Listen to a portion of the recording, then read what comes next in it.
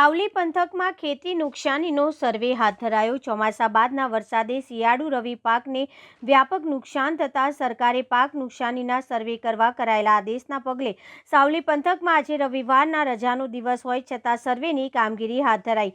રાજ્યમાં ચોમાસા બાદના વરસાદે કહેર મચાવ્યો છે, જેમાં સૌથી વધુ માર જગતના તાત ધરતીપુત્રએ ખેડૂતને વેઠવાનો વારો આવ્યો છે। તૈયાર ખેતીના કમોસમી કમોસમી વરસાદ અવિરતપણે વરસતા ખેતીમાં થયેલા નુકસાન અંગે સાવલી સહિતના ધારાસભ્યોએ રાજ્ય સરકારે નુકસાનીનો સર્વે કરવા આદેશ કર્યા હતા અને ગઈકાલે 135 વિધાનસભા મત વિસ્તારના ધારાસભ્યોએ પ્રાંત કચેરીએ પાક નુકસાનીના સર્વેના કર્મચારીઓ, તલાટીઓ, ગ્રામસેવકો સાથે બેઠક યોજી સૂચન કર્યા બાદ આજે રવિવારની રજાનો દિવસ હોય તો પણ સમગ્ર પંથકમાં સર્વેની કામગીરી કરતા જોવા મળ્યા હતા। સાવલી પંથકમાં દિવેલા, કપાસ, તમાકુ, સોયાબીન અને ખાસ કરીને ડાંગરના વ્યાપક નુકસાન થયું છે। આજે તાલુકા કરચિયા ગામે પણ ગ્રામ્ય સેવક દ્વારા પગે ચાલીને ખેતરે જઈ ગામના સરપંચ સહિત ખેડૂતોને બોલાવી સર્વેની કામગીરી હાથ ધરી હતી, જેથી ખેડૂતોને પ્રોસેસ પૂર્ણ કરી ઝડપી સહાય ચૂકવાય તે માટે સરપંચે આભાર વ્યક્ત કર્યો હતો।